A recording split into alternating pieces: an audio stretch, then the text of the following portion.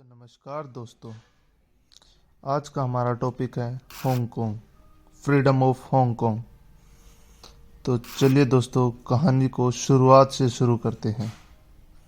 Hong Kong का पूरा नाम है Hong Kong special administration region of the people republic China. तो कहानी की शुरुआत ब्रिटिश के 1841 2 जनवरी के अटैक के बाद होती है।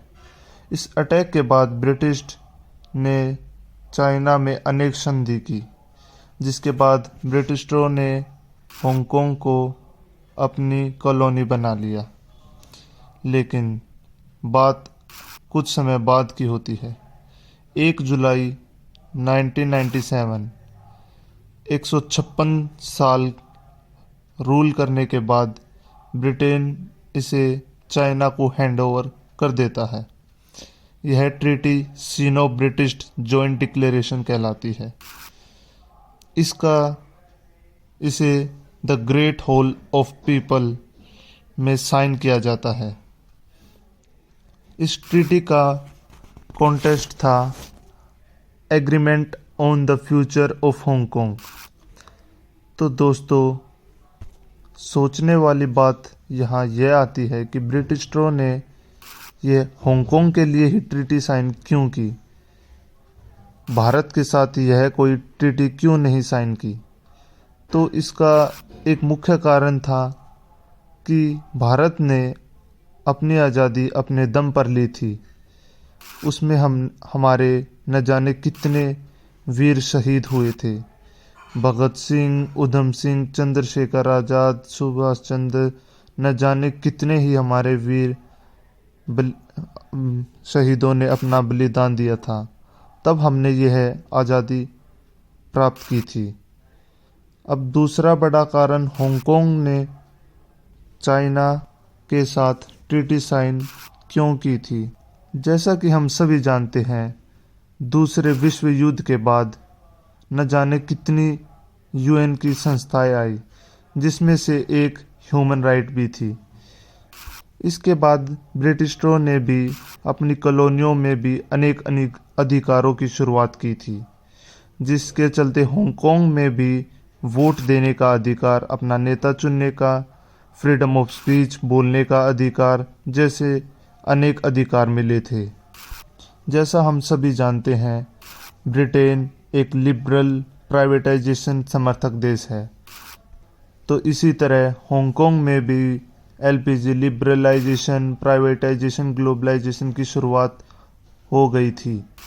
किसी डेमोक्रेटिक कंट्री में यह एक सामान्य सी बात है, लेकिन चीन एक कम्युनिस्ट देश है।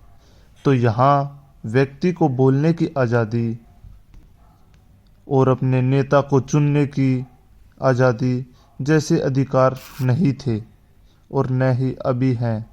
यानी कि हांगकांग के लोग अपना नेता स्वयं नहीं चुन सकते थे और न ही उनके खिलाफ कुछ बोल सकते थे। चाइना में केवल वन पार्टी सिस्टम है, जहां सीसीपी चाइनीज़ कम्युनिस्ट पार्टी है।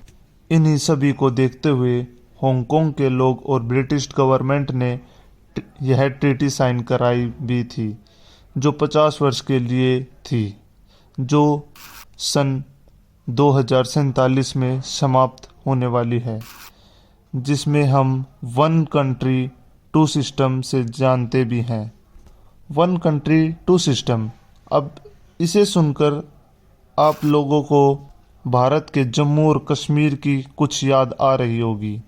तो दोस्तों, मैं आपको बताना चाहता हूँ, जम्मू एंड कश्मीर और हांगकांग दो अलग मुद्दे हैं, क्योंकि जम्मू एंड कश्मीर भारत का ही एक अभिन्न अंग है, जिसमें वन कंट्री टू सिस्टम नहीं, अपितु भारतीय गवर्नमेंट के द्वारा ही उस राज्य को स्पेशल स्टेटस का दर्जा दिया था। और यह हमारे और भी अनेक राज्यों यानी नॉर्थ ईस्ट के राज्यों को भी मिला हुआ है। लेकिन धारा 370 के हटाने के बाद यह कश्मीर, जम्मू एंड कश्मीर से यह स्पेशल स्टेटस छीन लिया गया है, क्योंकि जम्मू कश्मीर को वहाँ के राजा हरी सिंह ने इंडियन एडमिनिस्ट्रेशन के अंडर जम्मू कश्मीर के साथ यह ट्रीटी साइन की थी और उसके बाद से ही जम्मू एंड कश्मीर भारत का एक अभिन्न अंग हो गया है। तो दोस्तों, इस टॉपिक पर हम बात किसी और दिन करेंगे। हम वापस हांगकांग पर आते हैं। चाइना ने कुछ साल पहले ही 2019 में एक नया बिल लेके आया जिसका नाम था fugitive, offenders and mutual legal assistance in criminal matter legislations, जिसमें लिखा था कि हांगकांग के कैदियों को मेनलैंड चाइना की जेल में भेजा जा सकता है।